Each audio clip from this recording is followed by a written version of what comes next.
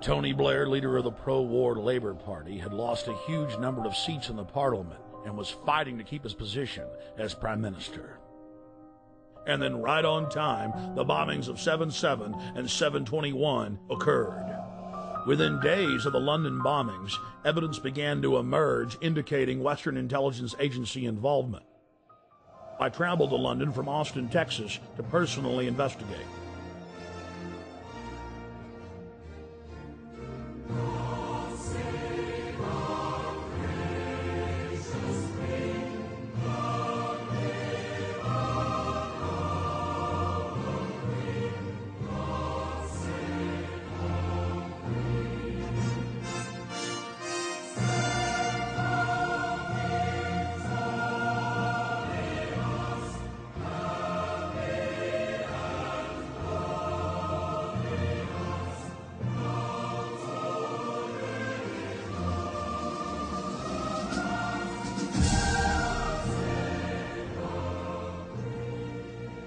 Once I arrived, I was met by Paul Joseph Watson and his brother Steve Watson, who are reporters for my news website, prisonplanet.com.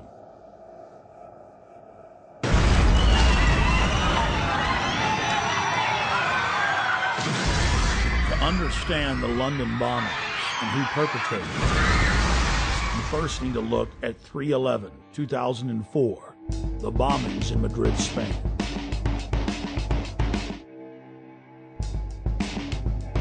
Years after the blast that rocked trains in the city of Madrid, Spain, the government admits that Al-Qaeda had no connection to the attacks. Every one of the supposed bombers had intimate links to the Spanish security services, including the head of their bomb squad. The alleged leader of the bombers, who reportedly gave dynamite to the terrorists, was connected to the Madrid bomb squad. And we see the exact same earmarks, the same MO in the London bombings that we witnessed in Madrid. On the morning of July 7th, 2005, 3 trains and a city bus were ripped to pieces when 4 military-grade explosive devices detonated. At 8:50 a.m., 3 explosive devices simultaneously detonated on 3 separate trains. Within minutes, eyewitnesses were reporting to the press that there had been multiple terror attacks.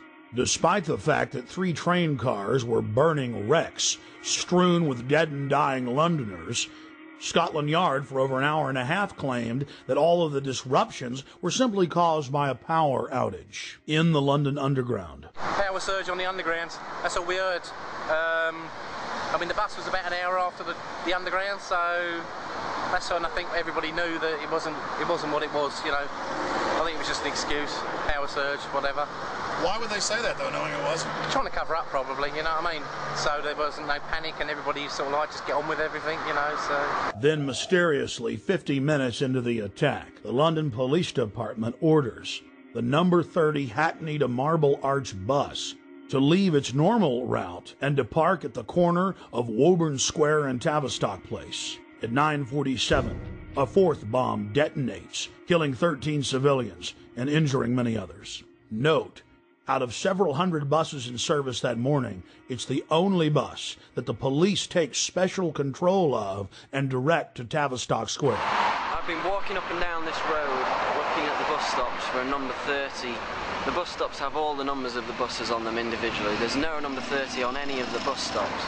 That's because the number 30 bus was specifically rerouted here on that day. To simplify it, there's no bus stop here.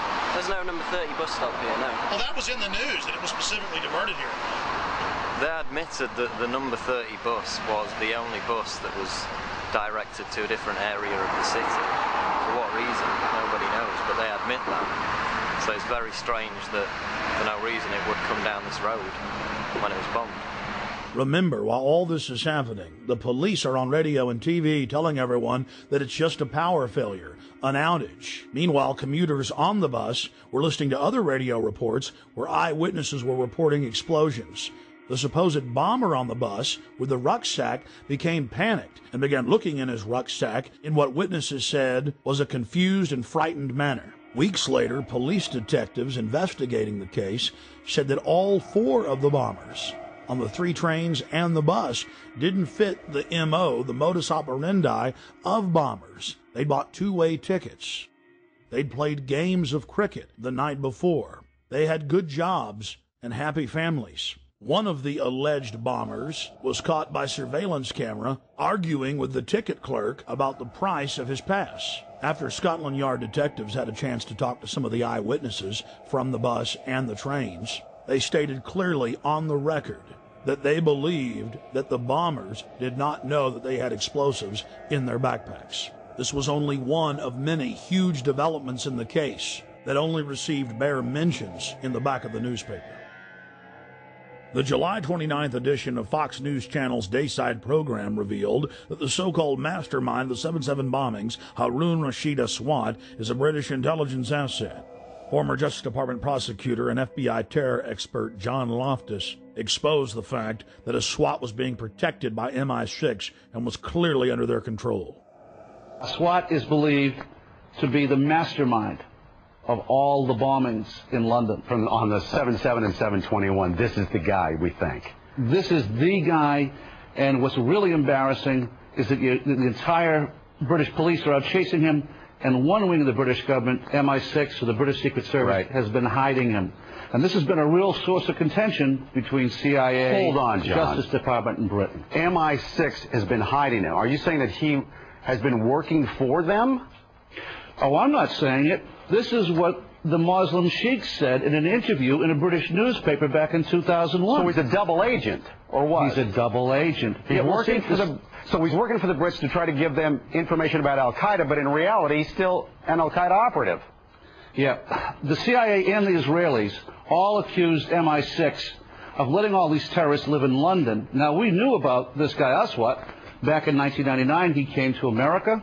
The Justice Department wanted to indict him in Seattle because him and his buddy were trying to set up a terrorist training school in Oregon. The headquarters of the U.S. Justice Department ordered the Seattle prosecutors not to touch Aswat. Hello. Now, hold on. Why? And that's, well, apparently Aswat was working for British intelligence. Now, there's a split of opinion within U.S. intelligence. Some people say that the British intelligence fibbed to us. They told us that Aswat was dead, and that's why the New York group dropped the case. That's not what most of the Justice Department thinks. They think that it was just, again, covering up for this very publicly affiliated guy with Al Mujarrab. He was a British intelligence plant. Our CIA says, okay, let's arrest him, but the Brits say no again? The Brits say no. Now, at this point, 2 weeks ago, the Brits know that the CIA wants to get a hold of Harun. So what happens? He takes off again. Goes right to London. He isn't arrested when he lands. He isn't arrested when he leaves. Even though he's on a watch list. He's on the watch list. The only reason he could get away with that was if he was working for British intelligence. He was a wanted man. And then takes off the day before the bombings, as I understand it? Yeah, and goes to Pakistan. The Pakistanis arrest him. They jail him. They jail him. He's released within 24 hours. In London, we spoke with David Shaler, a former MI5 agent who was convicted of breaking the Official Secrets Act and imprisoned for 6 months. With regard to 7/7, there has been a witness report now included in a local British newspaper called the Cambridge Evening News, in which somebody who was on one of the tube trains says that he didn't see a man with a rucksack. In fact, after the explosion, what he saw was metal pointing upward from the bottom of the carriage. That would indicate, of course, that the bomb was not carried onto the tube train, but was in fact attached underneath it. Now again, nobody in the British national press is following that up. Now I hope investigators and the police are. A current member of British Parliament and a former cabinet minister in Prime Minister Tony Blair's government, Michael Meacher, was sacked in 2003 for raising important questions on the eve of the Iraq War. Atrocity of London bombings where 56 people were killed. That was on the 7th of July, 7/7 we call it. It's a very convenient way of ensuring there is fear, of ensuring that there is control, and of ensuring that those who are in the know, and of course we cannot tell you because it is all secret, are in a position of extreme power. As part of our inquiry into the London bombing, we wanted to investigate the suspicious death of Jean-Charles de Mendes. Within days of his brutal murder at the Stockwell tube station,